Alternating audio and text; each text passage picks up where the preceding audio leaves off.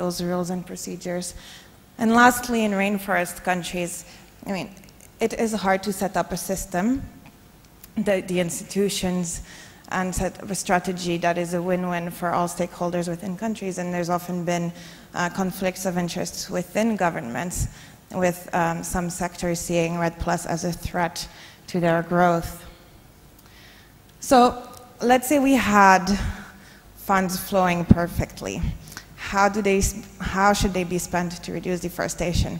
Again, lots of questions, but again, a lot of opportunities to help feed in some of these answers to the people working to develop REDD+ strategies.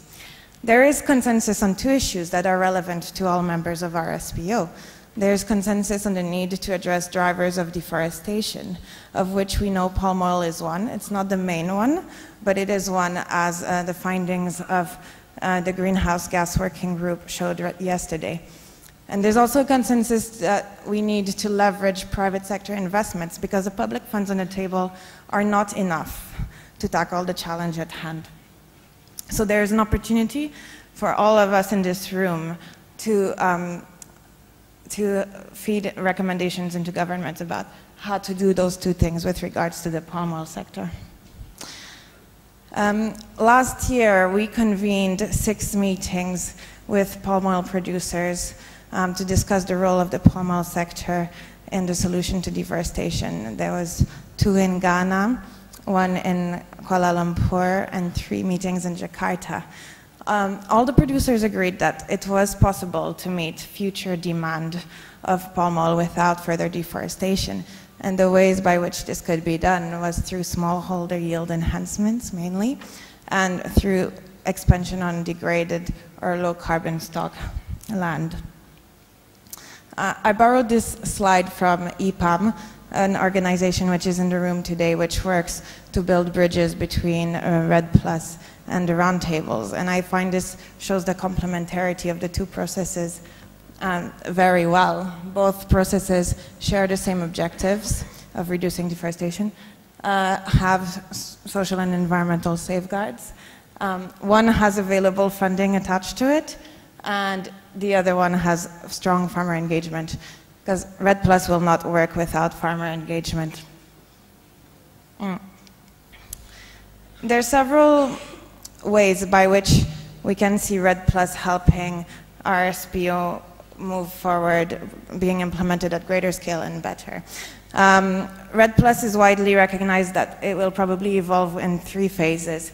So while we want to move to phase 3, which is payment for performance at national level, the first phase is capacity building and creating enabling conditions.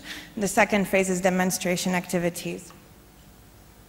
There's lots, so I've just listed some of the projects that are demonstration activities in information at the moment on how to link the RSPO, the palm oil sector, and REDD+.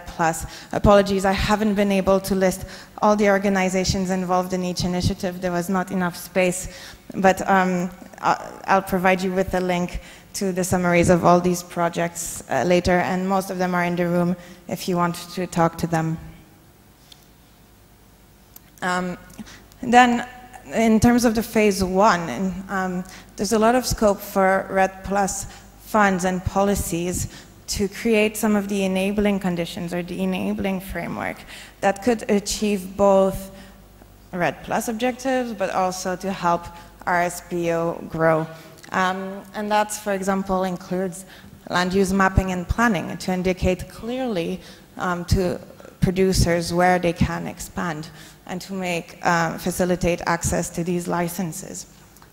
Increasing clarity of land tenure should increase incentives for both smallholders and large companies to invest in increasing productivity on the lands that they're already producing on, but also to invest in rehabilitating degraded land. Measuring, reporting, and verification systems at scale that integrate both the agriculture sector and the forests could reduce transaction costs for producers, but also for governments and also for buyers. And extension services can also help achieve the goals of both processes. There's also shared challenges, which again is an opportunity because if tackled together or jointly, they'll probably be solved more quickly. Both processes, I think, struggle a bit on how to integrate smallholders and how to make sure that, for example, increased productivity will not lead to additional deforestation. Also, the proliferation of standards makes it harder for governments to integrate those standards in their national policies or for companies to develop sourcing strategies. Unfortunately, REDD+ is only one of many different international and national objectives. I've listed just a few of these others on the slide.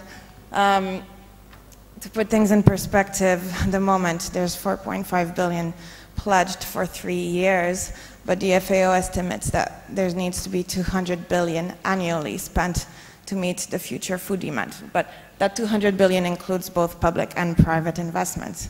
But still, that REDD+ money will need to be spent very efficiently and strategically, especially in these times of financial crises. And donors will not be interested to fund activities that would happen anyway without those funds.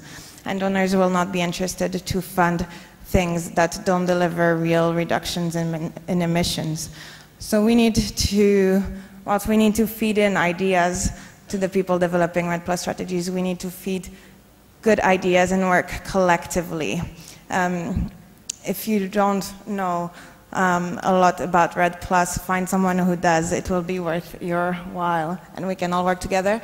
We'll be convening another meeting in Indonesia in February or March of 2012 to push these ideas further, or to develop them further, should I say.